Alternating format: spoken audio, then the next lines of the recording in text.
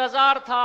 आदरणीय प्रियंका गांधी जी आज हमारे बीच में रुड़की में पधारी हैं, गरीबों की लड़ाई लड़ने के लिए, मजदूरों की लड़ाई लड़ने के लिए, संविधान को बचाने के लिए। आदरणीय प्रियंका गांधी जिंदाबाद जिंदाबाद।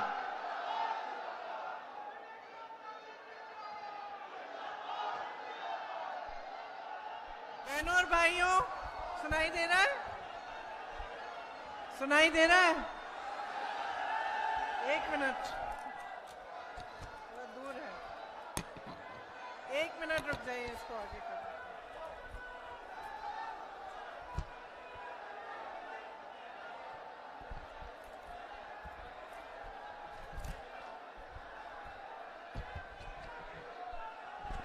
अब सुनाई दे रहा है?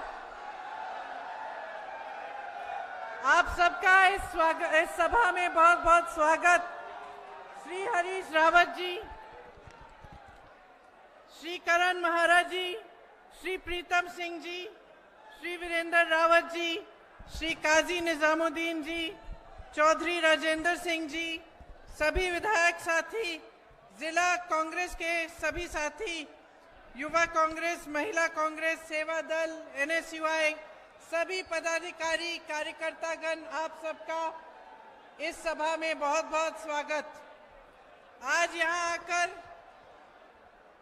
गंगा जी के चरणों में खड़े होकर मुझे बहुत खुशी हो रही है। शुरू करने से पहले गंगा जी को मेरा प्रणाम। मेरे साथ एक बार बोलिए, हर हर गंगे।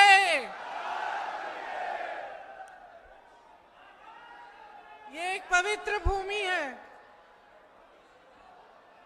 यहाँ आकर खुशी होती है और देश के प्रति, धर्म के प्रति, अपनी मातृभूमि के प्रति दिल में श्रद्धा भी जागती है। आज मैं यहाँ चुनाव के मौके पर यहाँ आई हूँ। चुनाव वो समय होता है जिसमें हमें सच्चाई को ठीक तरह से समझना चाहिए।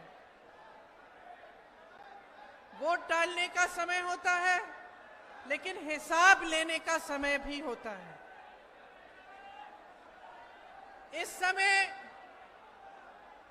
हमें समझना चाहिए, आपको समझना चाहिए कि आप जनता हैं, देश को बनाने वाले आप हैं, और जो आप चुनने जा रहे हैं, जिस सरकार को आप चुनने जा रहे हैं, उसको अगर आप सोच समझकर पूरे विवेक से नहीं चुनेंगे तो आगे के जो 5 साल हैं, जो आपका भविष्य है, वो संकट में आ सकता है। आज जब चुनाव के लिए, प्रचार के लिए आपके सामने नेता आते हैं तो मैं उनके भाषण सुनती हूँ। मैं भाजपा के नेताओं के भाषण भी सुनती हूँ, अलग अलग राजनीतिक दलों के नेताओं के भाषण सुनती हूँ। ज्यादातर मुझे लगता है कि ऐसे मुद्दों पर बात करते हैं जिससे आपकी जो रोजमर्रा का जो जीवन है उससे कम ताल्लुक है। मतलब आपके ध्यान को भटकाने वाली बातें ज्यादा होती हैं। मैं आज यहाँ आपके सामने खड़े होकर आपसे आग्रह करना चाहती हूँ कि ये जो चुनाव है, ये आपका भविष्य तय करने जा रहा है।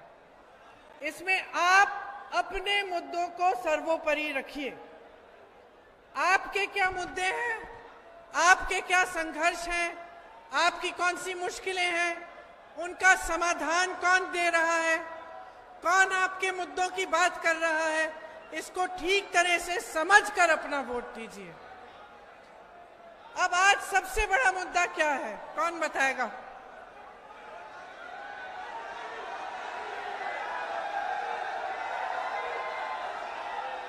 बेरोजगारी की महंगाई,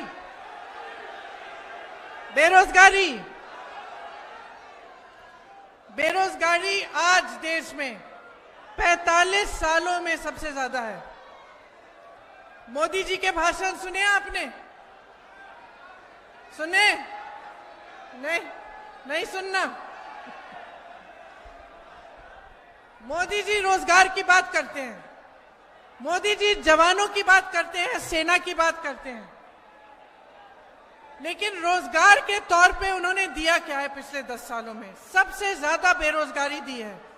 आज आईआईटी का ग्रेजुएट भी, उसको भी प्लेसमेंट ढूंढने में मुश्किल होती है। मैंने एक रिपोर्ट पढ़ी जिसमें लिखा था कि आज मात्र 30% आईआईटी के ग्रेजुएट्स को प्लेसमेंट मिल रहे हैं। आईआईटी के ग्रेजुएट के लिए भी रोजगार ढूंढना अब मुश्किल हो गया है। अब आप पूछ सकते हैं कि ये क्यों हो रहा है? क्योंकि सरकार की जो नीयत है और जो नीति है वो रोजगार बनाने की नहीं रही। आप अगर देखेंगे तो रोजगार कहां से आते थे? बड़े बड़े पीएसयू से आते थे, बड़े जो कारखाने होते हैं, जो सरकारी पीएसयू थे, उनसे आते थे। छोटे और मीडियम साइज के बिजनेसों से आते थे, जो अपने छोटे दुकानदार हैं या कोई अपना छोटा फैक्ट्री खोलता है, जो भी कारोबार हो उसमें जो रोजगार मिलता था, और खेती किसानी से आती थी। ये 3 माध्यम थे रोजगार बनाने के। और अगर आप देखेंगे तो इस सरकार ने क्या किया? सबसे पहले आप देखिए कि जो पीएसयू थे, बड़े बड़े कारखाने थे जिससे तमाम जॉब्स मिलते थे, उनको तो इन्होंने सौंप दिया अपने बड़े बड़े उद्योगपति मित्रों को। चाहे हवाई अड्डे, चाहे रेलवेज हो, चाहे कुछ भी हो, बंदरगाह हो, अपने गिने चुने जो बड़े बड़े उद्योगपति मित्र हैं उनको या तो सौंप दिया गया है या फिर सौंपने की प्रोसेस शुरू हो गई है। तो जहां से आपको रोजगार मिलता था वो तो चले गया इनके बड़े बड़े उद्योगपति मित्रों के पास। सरकारी जो जॉब्स थे वो कम हो गए। जो छोटे और मध्यम साइज के जो बिजनेस थे उन पे पहले नोटबंदी थोपी गई। आपको बताया गया कि देशभक्ति है, आप कतार में खड़े हो जाओ। आपने किया भी, आपने पूरा विश्वास किया कि भाई काला धन वापस आ जाएगा। अब पता चल रहा है वो काला धन कहां गया। अब पता चल रहा है क्योंकि सुप्रीम कोर्ट ने कहा कि जो चंदा भाजपा को मिली है उसको दिखाओ, पूरा दिखाओ, पारदर्शी बनाओ, उसकी लिस्ट बताओ। अब उसमें पता चल रहा है कि काला धन कहां पहुंचा। सबसे चंदा ली है, सबसे ज्यादा इन्होंने ली है। जो गुजरात में पुल गिरा, जो पुल बना, जिसने पुल बनाया था उससे इन्होंने चंदा ली। जहां जहां बड़े बड़े ठेके, सबसे चंदा ली। कोविड में आपको वैक्सीन लगी? हाथ उठा के बताओ। वैक्सीन की कंपनी से चंदा ली। तो अब पता चल रहा है कि काला धन गया कहां और नोटबंदी क्या थी। लेकिन नोटबंदी का नुकसान कौन झेल रहा है? मोदी जी। मोदी जी, भाजपा के नेता, आप झेल रहे हो। ये छोटे दुकानदार, ये जो दुकानें हैं यहां, छोटे बिजनेस, उसके बाद जीएसटी आई तो जो छोटा दुकानदार है, छोटा बिजनेस वाला है, उसको तो लगभग आपने खत्म कर दिया। वो रोजगार नहीं दे सकता। खेती किसानी पे आई है। किसान जीएसटी पे इतना खर्चा कर रहा है, इतनी महंगी हो गई है सारी चीजें उसके लिए, चाहे खाद हो, चाहे पेट्रोल डीजल हो, चाहे जिन चीजों पर जीएसटी हो वो। तो किसान इतना तरस रहा है, महंगाई से इतना उसको दबा दिया गया है कि वो कमा नहीं पा रहा है। तो वो कमा नहीं पा रहा है तो खेती किसानी में रोजगार भी घट रहे हैं। तो इनकी जो नीति है वो रोजगार घटाने वाली नीति है। इन्होंने आज तक आपको एक विजन नहीं दिया है कि रोजगार बनाएंगे कैसे। कांग्रेस पार्टी जिन प्रदेशों में सरकार में आई, हमने उन प्रदेशों में गारंटी दी थी कि हम सरकारी पद भरेंगे। क्यों? क्योंकि हर प्रदेश में लाखों सरकारी पद खाली पड़े थे भाजपा की सरकारों में। आज भी केंद्र की सरकार के जो पद हैं उनमें 30 लाख खाली पद हैं। तो आप बताओ, देश में तमाम बेरोजगार बच्चे हैं, नौजवान हैं, उनके माँ बाप चाहे खेती करते हो, चाहे सैनिक हो, चाहे कुछ भी हो, उनको मुश्किल से पढ़ाते हैं, मेहनत से पढ़ाते हैं, पैसे इकट्ठे करके ट्यूशन की फीस दिलवाते हैं, एग्जाम करते हैं रोजगार के लिए। कोई बीएससी करता है, कोई बीए करता है, एमए करता है। पढ़ाई लिखाई तो सबकी लगभग पूरी हो जाती है। अपने माता पिता की मेहनत से, फिर क्या होता है? रोजगार मिलता ही नहीं है। अब कह रहे हैं कि 30 लाख खाली पद हैं केंद्र सरकार में, और उसके अलावा हर प्रदेश में प्रदेश सरकार के पद खाली हैं, लेकिन आज तक भरे नहीं गए हैं। बेरोजगार बच्चे बेरोजगार घूम रहे हैं, सुबह से शाम तक नौकरी ढूंढते हैं, और जहां रोजगार मिलना चाहिए वो पद खाली पड़े हैं। तो पद भरने की भी इनकी नियत नहीं है। कांग्रेस पार्टी कह रही है कि जैसे ही हमारी सरकार आएगी तो जो 30 लाख खाली पद हैं केंद्र के, वो हम गारंटी दे रहे हैं कि हम उनको भरना शुरू करेंगे।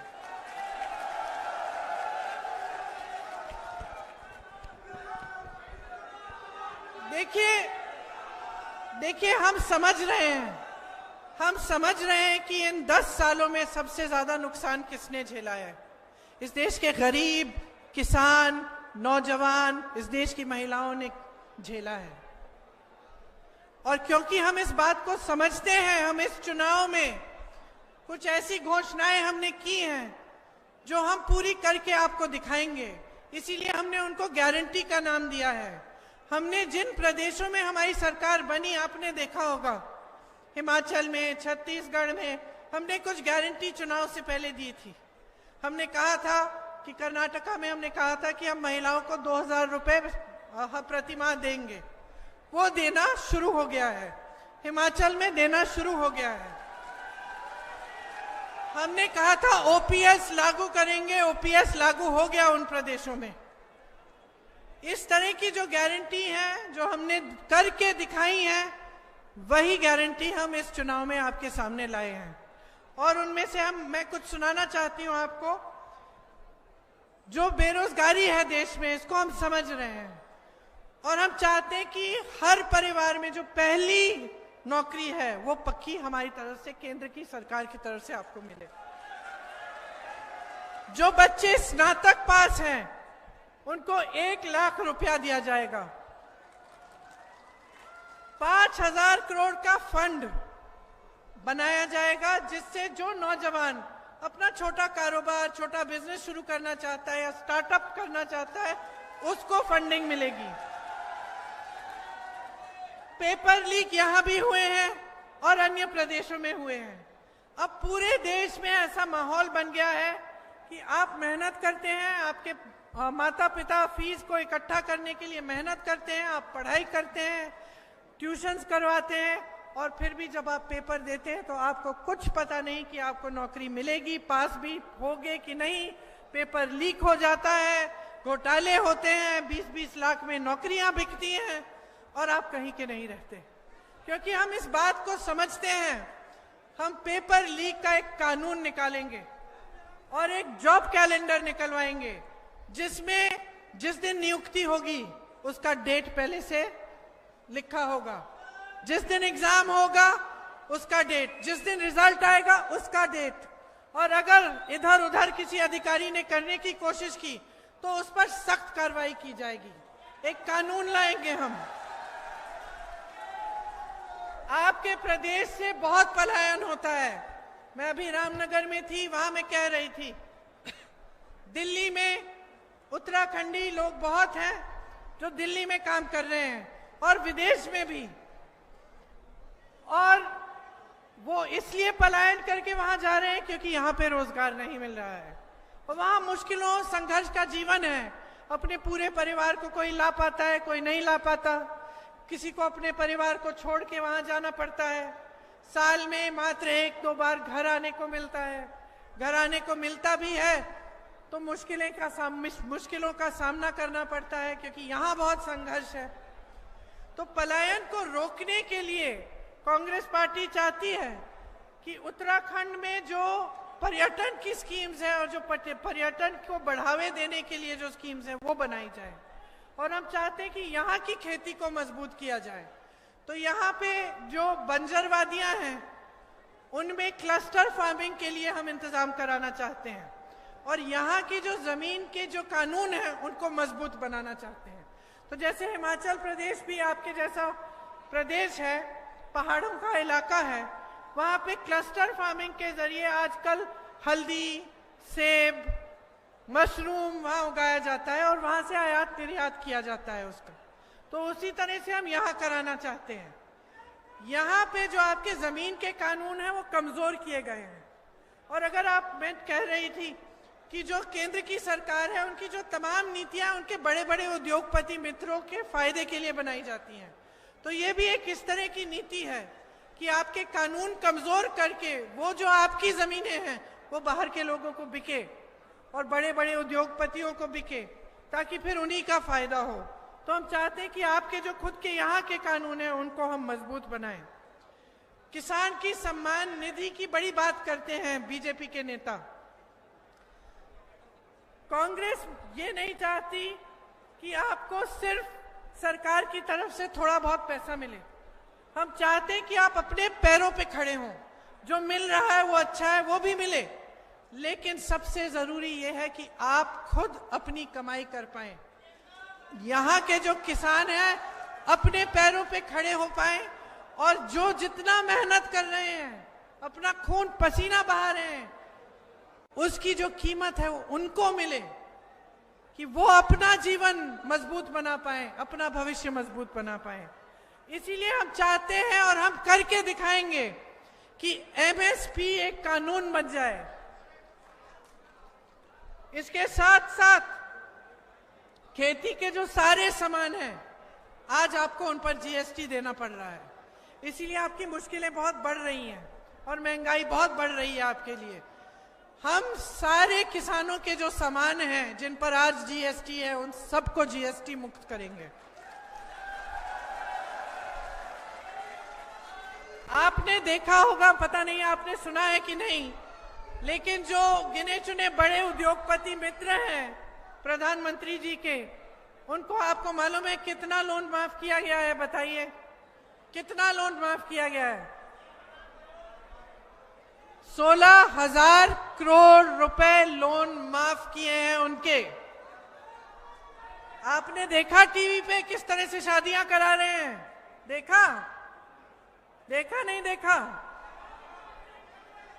देखा ना? और किसान कैसे शादी कराता है? किसान कैसे शादी कराता है, मैं आपसे पूछना चाहती हूं। ऋण लेके कराता है, पैसे नहीं बचते उसके पास, ऋण लेता है। मैंने यूपी में देखा है 10-10 हजार रुपयों के लिए आत्महत्या कर रहा है किसान, क्योंकि दे नहीं पाया। उसकी बच्चियां रोती हैं। 40,000 50,000 रुपयों के लिए आत्महत्या कर रहे हैं, क्योंकि किसान के लोन माफ नहीं हो रहे हैं। बड़े बड़े उद्योगपतियों को तो जरूरत ही नहीं है, उनके पास इतने 1,000 करोड़ रुपए पहले से हैं, लेकिन उनके लोन माफ हो रहे हैं, किसानों के माफ नहीं हो रहे हैं। किसान मर जाए, किसान गरीबी के दलदल में धंसा रहे, इस सरकार को कोई परवाह नहीं है। हम चाहते हैं कि कृषि ऋण के माफी के लिए एक स्थायी आयोग बने, ताकि ये एक चुनाव की बात नहीं, एक सरकार की बात नहीं, लगातार जब आप ऋण लेंगे तो आपके ऋण माफ होंगे। एक नई कृषि की आयात निर्यात की हम नीति लाना चाहते हैं, जिससे आपका फायदा हो, किसी बड़े उद्योगपति का नहीं। आपको मालूम है हिमाचल में सेब उगाते हैं। मोदी जी ने क्या किया? सेब के सारे कोल्ड स्टोरेज अडानी जी को दे दिए। अडानी जी के पास सारे कोल्ड स्टोरेज हो गए, तो बताओ सेब का दाम तय कौन करेगा? अडानी जी। तो सेब का दाम तय करेंगे बड़े उद्योगपति, किसान क्या करेगा? किसान को तो मिलता ही नहीं है सही दाम। तो ये चल रहा है इस देश में। आप इन बातों को अगर ठीक ढंग से नहीं समझेंगे तो आप इसी तरह से आगे के 5 साल निकालेंगे, जिस तरह से आपके पिछले 10 साल बीते हैं। आपको टीवी पे, होर्डिंग्स पे बहुत अच्छी अच्छी चीजें दिखाई जाती हैं।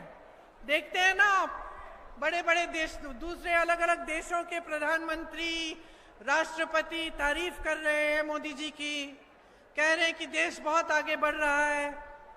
गर्व होता है ये सब सुनने से? क्या आपको लगता है कि हमें नहीं होता? हमें भी होता है।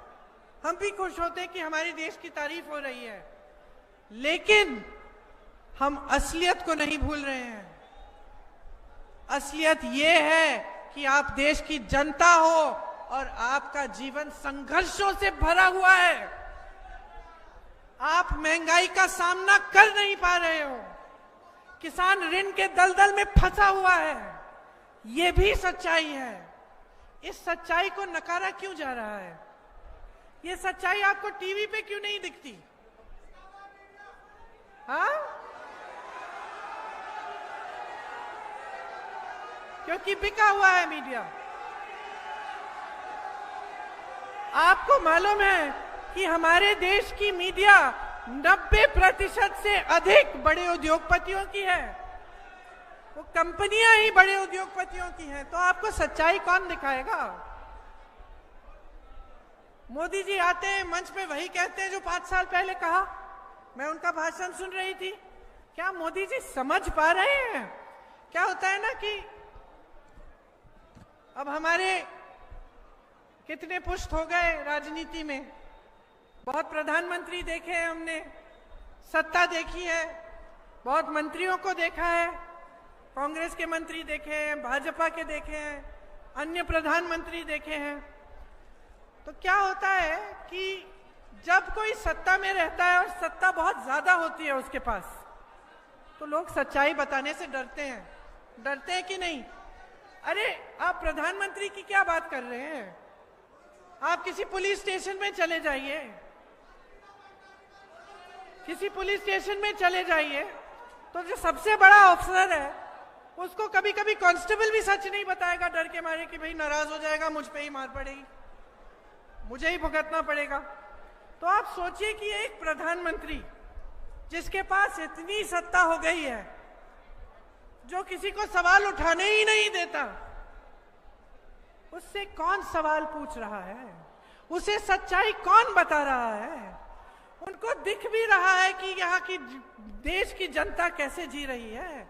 वो समझ सकते हैं कि एक महिला के पास जो पैसे छोटे मोटे वो इकट्ठे करती है दिन रात काम करके, जब वो दुकान जाती है कुछ खरीदने के लिए अपने बच्चों के लिए, एक वर्दी, नए जूते, एक बोतल, स्कूल में पानी नहीं है पानी ले जाने के लिए एक बस्ता, तो कितनी मुश्किल से खरीद पा रही है। क्या प्रधानमंत्री जी समझ सकते हैं?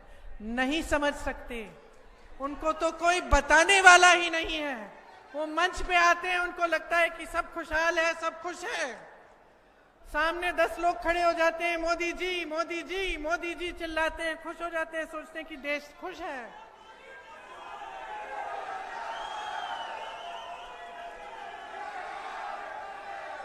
एक जो नाता होता है, जो रिश्ता होता है पब्लिक के साथ, वो सत्ता अक्सर तोड़ देती है उस रिश्ते को।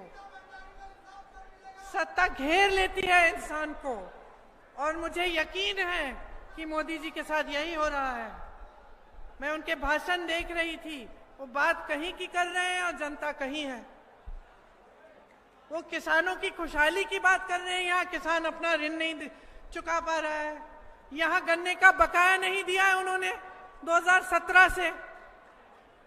जब मैं यूपी में काम कर रही थी तो पूरा गन्ने का बकाया 15,000 करोड़ था और ऋण माफ कर रहे थे ये बड़े उद्योगपतियों के। 20,000 करोड़ का ये नया संसद भवन बना रहे थे और गन्ने का किसान, उसको कोई पूछने वाला नहीं था। और यही सब देश भर में यही हो रहा है। ये समझ नहीं पा रहे हैं, अलग हो गए हैं आपसे, समझ नहीं पा रहे हैं। इनको लगता है कि अच्छी अच्छी चीजें दिखाएंगे आपको, G20 करा देंगे, कुछ कुछ करा देंगे और आप भी खुश हो जाएंगे। लेकिन आपकी एक असलियत है ना, आपकी एक सच्चाई है।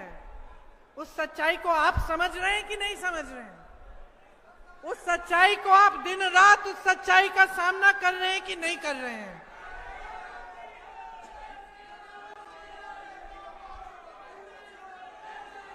आप सोचिए, बहुत गहरी बात है, इसको समझिए।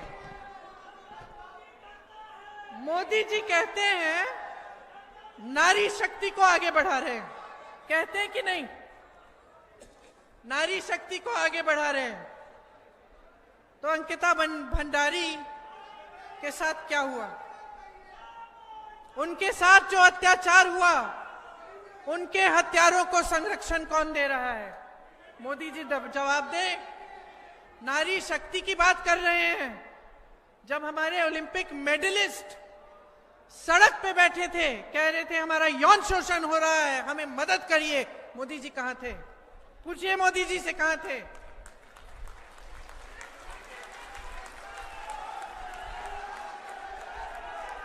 जब हाथरस में एक महिला का रेप होता है और बीच रात में उसका शव जलाया जाता है, जिसने शव जलाया उसका आरक्षण किसने किया? मोदी जी से पूछिए। कल योगी जी आ रहे हैं उत्तराखंड, योगी जी से पूछिए किसने बचाया उनको। योगी जी से पूछिए कि उन नाव की पीड़िता के साथ जो हुआ उसका संरक्षण, जिन्होंने वो किया, उसका संरक्षण कौन कर रहा है? मोदी जी से पूछिए, योगी जी से पूछिए। क्या मतलब है नारी शक्ति का? नारी शक्ति का मतलब ये नहीं है कि आप संसद भवन में एक बिल को पास करें जिससे आप कहते हैं कि नारियों को, महिलाओं को आरक्षण देंगे और वो आरक्षण 6 सालों के लिए नहीं मिलेगा। ये नारी शक्ति के लिए नहीं है, ये अपनी शक्ति के लिए, अपनी सत्ता के लिए है। बस चुनाव आ रहा है, सब समझ गए हैं। आज मंच में बैठा हुआ एक एक नेता समझ गया है कि इस देश की महिलाएं 50% हैं। समझ गए हैं कि महिला का वोट महत्वपूर्ण है। जब मैं चीखती चिल्ला रही थी इसके बारे में, जब मैं कह रही थी कि महिलाओं को सशक्त बनाओ, तब मेरा मजाक उड़ा रहे थे 2-3 साल पहले। अब अचानक पता चला कि महिलाओं के बगैर नैया पार नहीं होने वाली है, महिलाओं के बगैर सरकार नहीं बनने वाली है। तो शुरू हो गई नारी शक्ति की बातें।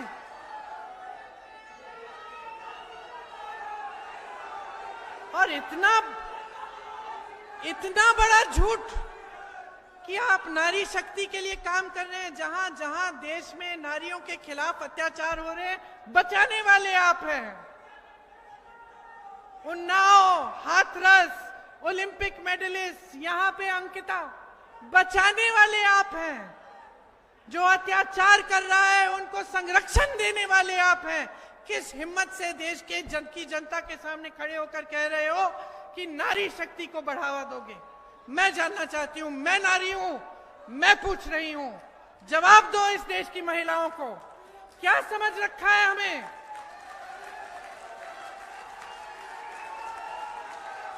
आप चाहते हैं कि इस देश की महिला अनपढ़ रहे और दिन रात आपको पूजे, ये चाहते हैं आप चाहते हैं कि इस देश की महिला कभी अपने पैरों पे खड़ी ना हो। इसलिए जितनी स्कीम्स निकालते हैं उसमें महिलाओं को अपने पैरों पे खड़े होने की बात नहीं होती। कांग्रेस पार्टी महिलाओं को अपने पैरों पे खड़े होने की बात कर रही है। हम कह रहे हैं कि हर गरीब परिवार में जो महिला है, जो सबसे बड़ी महिला है, उसको 1 लाख रुपए सालाना दिलवाएंगे हम। ये हमारी गारंटी है, मोदी जी की खोखली गारंटी नहीं है कि हम नारी शक्ति आगे बढ़ाएंगे, हम नारियों की सुरक्षा करेंगे और यहाँ अंकिता की सुरक्षा नहीं कर पा रहे हैं। ये मोदी जी के खोखले बयान नहीं है, ये कांग्रेस पार्टी के वो बयान, वो घोषणाएं हैं जो कांग्रेस करके रोज दिखा रही है अपने प्रदेशों में। 50% सरकारी रोजगार महिलाओं को दिलवाए जाएंगे ताकि आप अपने पैरों पे खड़ी हों, ताकि आपका सम्मान हो, आपकी इज्जत हो। क्योंकि हम चाहते हैं कि आपकी इज्जत होनी चाहिए, आप सम्मान से अपनी कमाई कर पाएं। आशा, आंगनवाड़ी की महिलाएं दिन रात काम करती हैं, मिड डे मील की महिलाएं दिन रात काम करती हैं। हम कह रहे हैं कि अगर हमारी केंद्र की सरकार आएगी तो जो केंद्र सरकार का कंट्रीब्यूशन है उनके वेतन में वो दुगना होगा।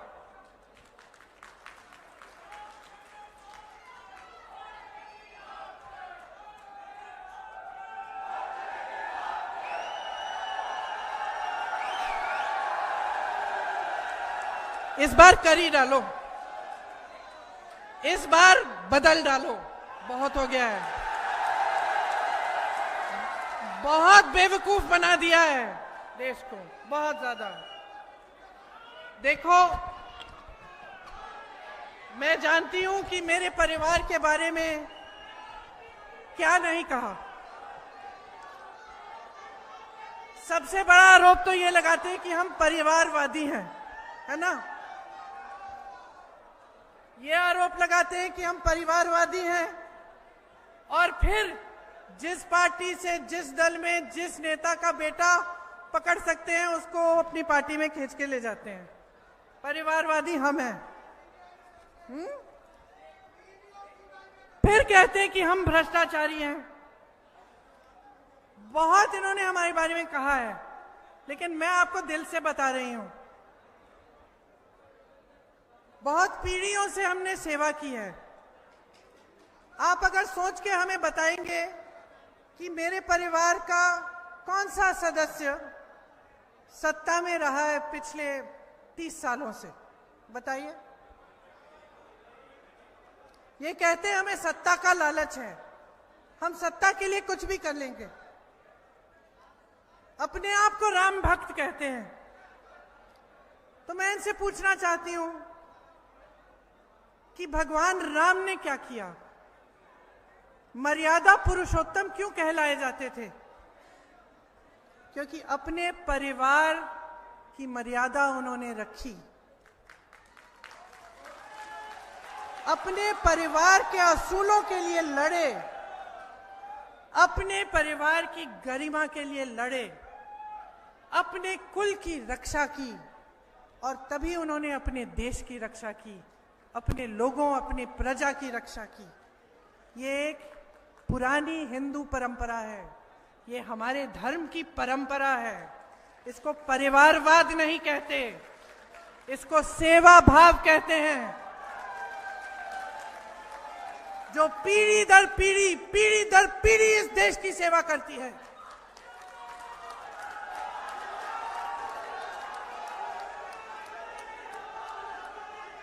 इसको देशभक्ति कहते हैं कि एक शहीद होता है, इसको देशभक्ति कहते हैं कि एक शहीद होता है तो दूसरा खड़ा होता है, और दूसरा शहीद होता है तो तीसरा खड़ा होता है, और तीसरा शहीद होगा तो चौथा खड़ा होगा। कुछ नहीं चाहिए हमें आपसे, आपने बहुत दे दिया है। आपने इतना दिया है कि 10 पीढ़ियां नहीं चुका सकती हमारा ऋण। आप हमें नहीं चाहते तो कोई बात नहीं, आप हमें नहीं चाहते तब भी हम सेवा करेंगे, हम मांगेंगे नहीं, हम जितना कर सकते हैं हम करेंगे। एक सच्ची आस्था होती है, एक सच्ची आस्था होती है, एक सच्ची श्रद्धा होती है। ये मोदी जी नहीं समझ पाएंगे, आप समझोगे। आप क्यों समझोगे? आप क्यों समझोगे? क्योंकि आपने सरहद पे अपने बेटों को भेजा है, इसीलिए आप समझोगे।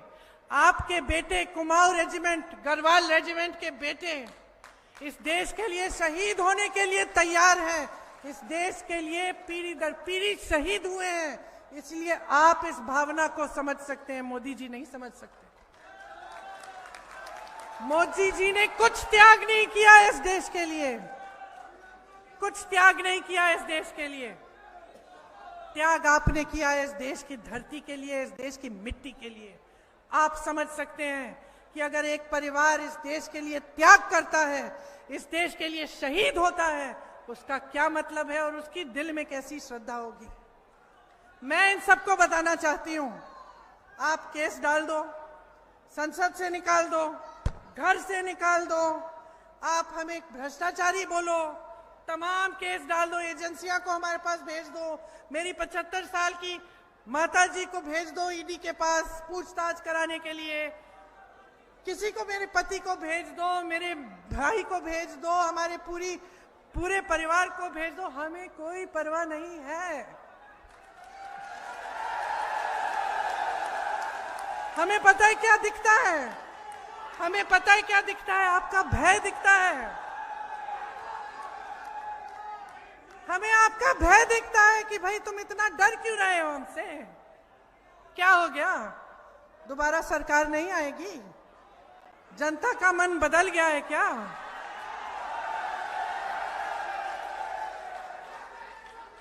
अगर एक प्रधानमंत्री जिसके पास इतनी सत्ता है उसको इस नौबत पे आना पड़ रहा है कि दो मुख्यमंत्री को आपने जेल में डाल दिया, तमाम नेताओं पे आपने केस डाल दिए, रोज सुबह से शाम तक आप यही कहते कि वो भ्रष्टाचार करते हैं, ये भ्रष्टाचार। मैं ही ईमानदार हूं, खुद मैं अपनी प्रशंसा करूंगा, मैं ही एक ईमानदार इंसान हूं इस पूरे देश में, बाकी सब भ्रष्ट हैं। और आप 10 सालों में के लिए सत्ता में रहे हैं, आप क्या जनता को एक चीज नहीं गिना सकते कि आपने जनता के लिए क्या किया? कि आप सुबह से शाम तक सिर्फ ये भ्रष्टाचार की रट ले रखे हैं। और सबसे बड़ा भ्रष्टाचार निकला क्या फिर? Electoral bond. जैसे ही सुप्रीम कोर्ट ने कहा सूची दिखाइए, पारदर्शिता चाहिए हमें, आपको किसने चंदा दी? क्या हुआ? अचानक एसबीआई को चंदा की वो लिस्ट ही नहीं मिली पहले। फिर सुप्रीम कोर्ट ने कहा कि नहीं हमें लिस्ट चाहिए, लिस्ट निकली। लिस्ट में क्या निकला? कोविड के वैक्सीन वालों से चंदा, पुल बनाने वालों से चंदा, जिनके पास एजेंसियां भेजी थी उनसे चंदा, और फिर एजेंसियां नहीं गई, लौटी उनके पास। तो सबसे बड़ा भ्रष्टाचार किसने किया? जोर से बोलो।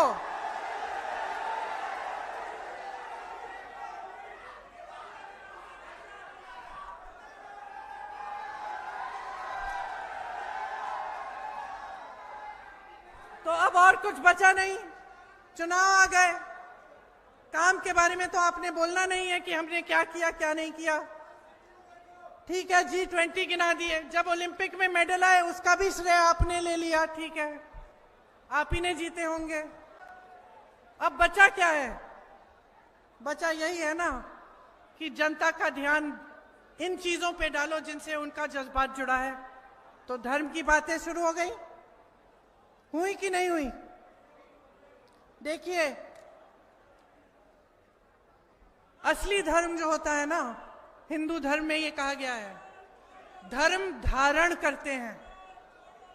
ठीक है, धर्म के बारे में सिर्फ बोलते नहीं हैं, धर्म के बारे में बोलने वाले बहुत हैं। हमारे यहाँ भी एक बार दिवाली पे पूजा करने के लिए एक पंडित जी आए, मैं और मेरे पति बैठे थे, और पंडित जी ने पहले तो पूछा कि कितनी चंदा मिलेगी, हमने बता दिया ठीक है जो भी है कैसा वैसा, ठीक है। शुरू हुई पूजा, और मैं सुन रही हूं कि इनको तो एक भी भजन नहीं आता है, ये तो सारे श्लोक उल्टे पुल्टे बोल रहे हैं। तो मैं देख रही हूं अपने पति का चेहरा, हम दोनों हंसने लग रहे हैं कि ये कैसे पंडित जी आ गए। तो इस देश में ऐसे भी पंडित जी होते हैं कभी कभार, जो धर्म का इस्तेमाल करते हैं, अपना व्यापार बना देते हैं, होते हैं।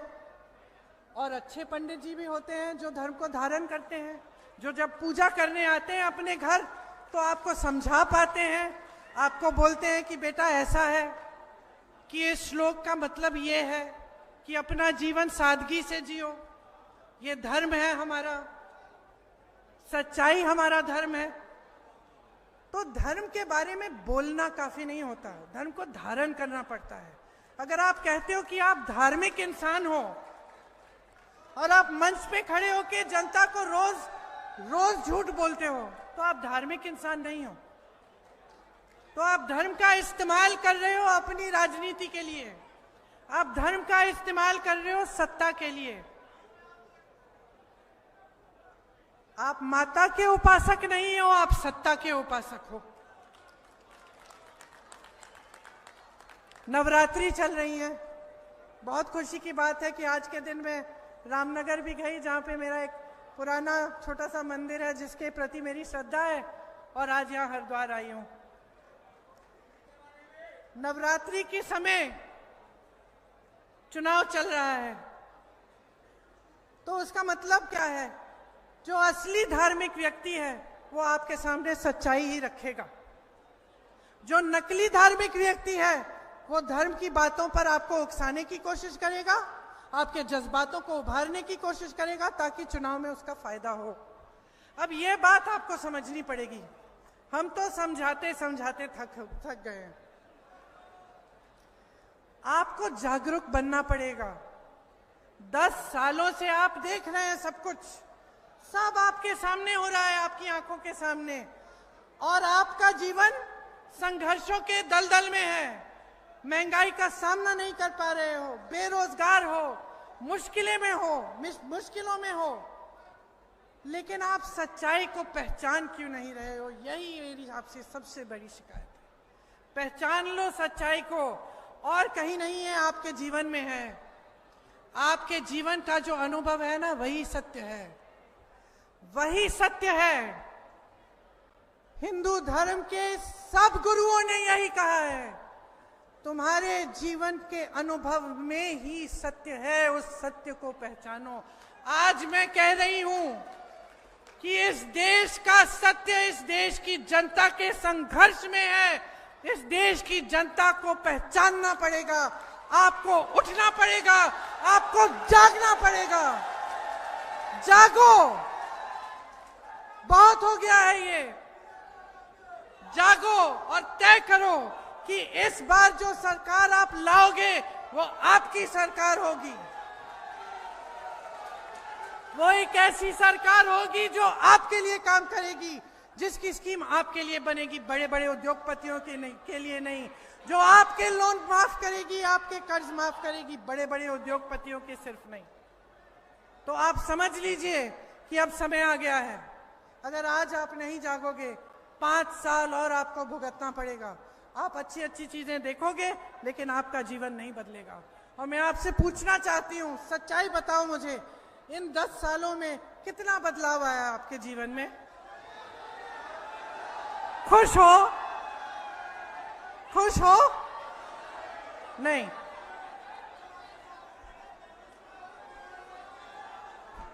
फिर से भाजपा की सरकार चाहते हो तो बदलाव लाओ, मन बनाओ, किसी के बहकावे में मत आओ। सच्चाई को, मैं बार बार कह रही हूं, सच्चाई को समझो। अपने लिए नहीं कह रही हूं, मैंने आपको बताया, पुश्तों से सेवा करते आ रहे हैं, हमें कुछ नहीं चाहिए, बहुत मिल गया है। हमारा भविष्य चाहिए, कुछ भी कर लें, हमारा भविष्य ठीक ठाक रहेगा, क्योंकि आपका प्रेम है, आपका प्यार है, बहुत दिया है आपने, हमें कुछ नहीं चाहिए। हम आपके लिए कह रहे हैं, आपके लिए कह रही हूं।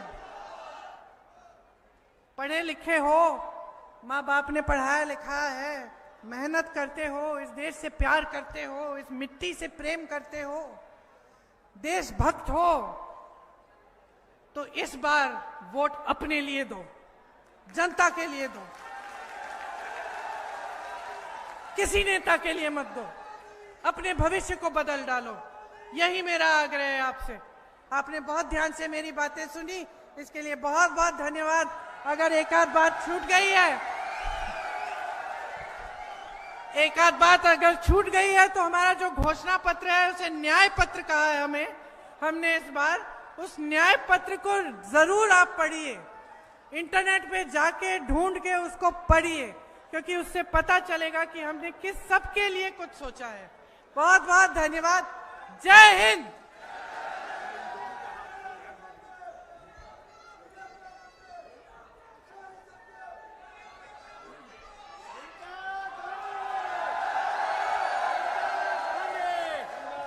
Priyanka Gandhi, Priyanka Gandhi, Congress party, Congress party.